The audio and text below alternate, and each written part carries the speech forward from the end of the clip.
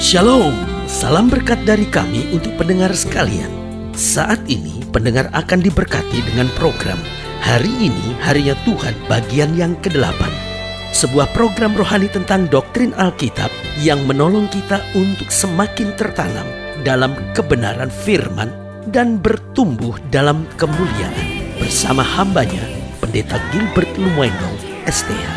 Banyak orang merasa doktrin Alkitab sebagai sesuatu yang membingungkan. Tetapi tahukah saudara bahwa doktrin Alkitab intinya adalah memahami Alkitab dengan benar, dengan pemahaman yang sistematis, sehingga kita terus dapat tertanam di dalam kebenaran firman, sehingga kita terus bertumbuh di dalam kemuliaan Allah. Buka hati saudara sekalian untuk menerima berkat-berkat firman-Nya hari ini. Dalam hidup ini, setiap orang pada dasarnya harus berkarya. Meskipun banyak tantangan, meskipun banyak masalah, meskipun banyak pergumulan, tetapi jangan sampai kita tidak berbuat apa-apa. Setan maunya kita nggak berbuat apa-apa. Setan maunya kita cuma menangisi kegagalan-kegagalan kita, menangisi pergumulan-pergumulan kita. Tetapi sebagai hamba Allah, saya mau ingatkan, meskipun kita banyak tantangan, meskipun kita dalam pergumulan, meskipun kita sedang menghadapi hal-hal yang sangat menyakitkan, tapi tetap harus berkarya. Kalau sudah bertanya sama saya, pendeta, kenapa saya harus tetap berkarya? Yang pertama, sehingga hidupmu dapat menjadi berkat. Karena saudaraku yang kasih dalam Tuhan, kalau hidup kita tidak berkarya, kita bukan hanya jadi berkat, kita justru batu sandungan buat orang lain. Kita hanya memohon belas kasihan orang lain. Tetapi ketika hidup kita punya karya yang jelas, hidup kita bisa jadi berkat, sehingga orang dapat melihat hidup kita dan merasakan kebaikan Tuhan, kuasa Tuhan, kasih Tuhan dinyatakan di tengah-tengah kita. Haleluya.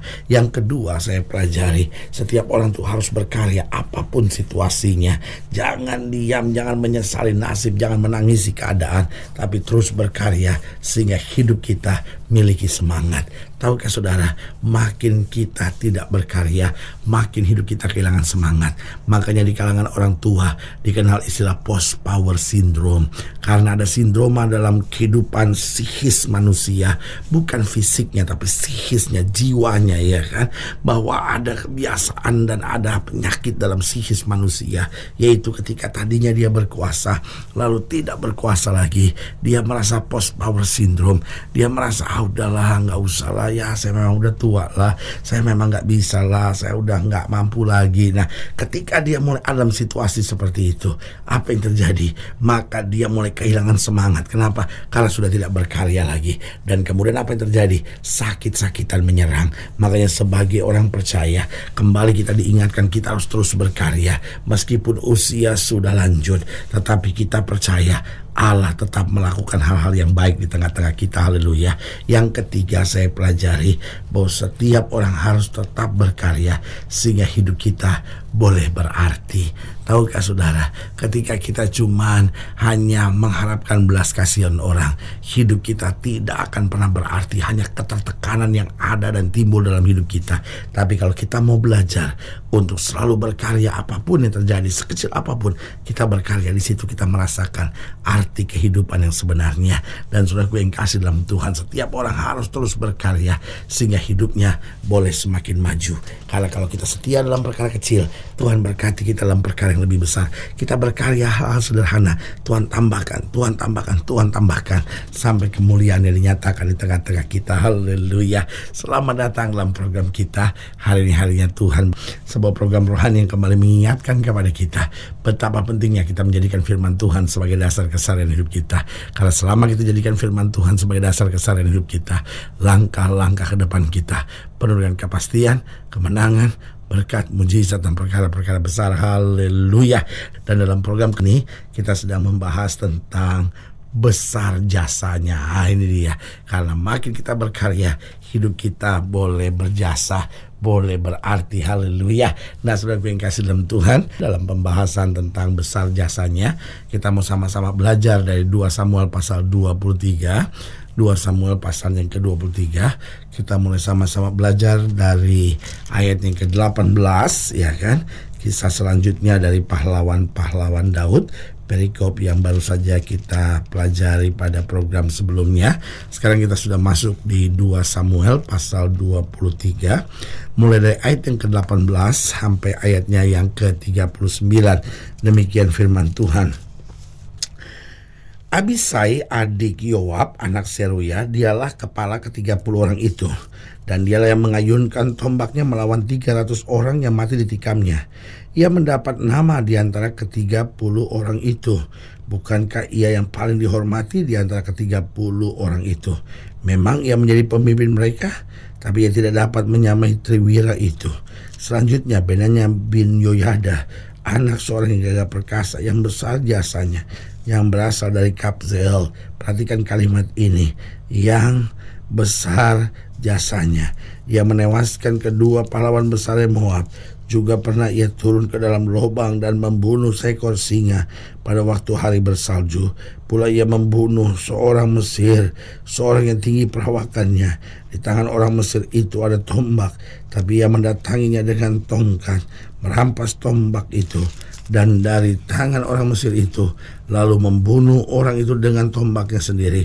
Itulah yang diperbuat Benaya bin Yoyada. Ia mendapat nama di antara ke-30 pahlawan itu. Di antara ke-30 orang itu ia paling dihormati, tetapi ia tidak dapat menyamai Triwira, dan Daud mengangkat dia mengepalai pengawalnya. Lihat saudaraku yang kasih dalam Tuhan, karena karyanya ia disebut sebagai orang yang paling dihormati. Ayat 24, Azael saudara Yoab ada di antara ke-30 orang itu.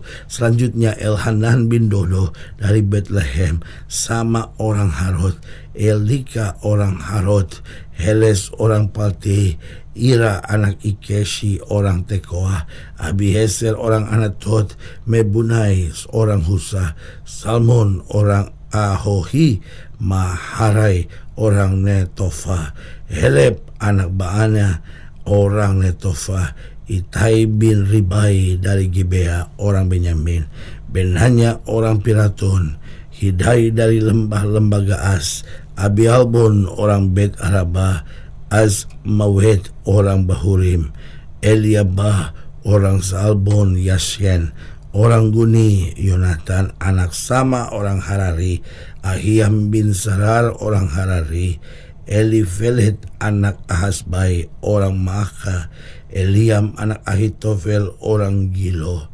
Hezrai orang Karmel, Pairai orang Arbi, Igal bin Natan dari Zoba, Bani orang Gad, Zelek orang Amon, Baharai orang Beerot, pembawa senjata Yoab anak Seruya, Ira orang Yetri, Gareb orang Yetri, Uria orang Het, semuanya 37 orang. Nah, saudaraku yang kasih dalam Tuhan, dari ayat-ayat bacaan ini kita bisa belajar ada seorang yang bernama Benaya bin Yoyada, anak seorang yang gagah perkasa yang besar jasanya, yang berasal dari Kabzeel. Saudaraku yang kasih dalam Tuhan, Tuhan mau supaya hidup kita dimanapun Tuhan tempatkan memiliki jasa yang besar dalam kehidupan, kesaksian kita maupun dalam keseharian hidup kita. Pertanyaannya, bagaimana kita dapat memiliki jasa yang besar dalam hidup kita? Yaitu dengan melakukan yang terbaik. Untuk dapat menjadi orang yang berjasa, jangan pikirkan bagaimana saya bisa berjasa.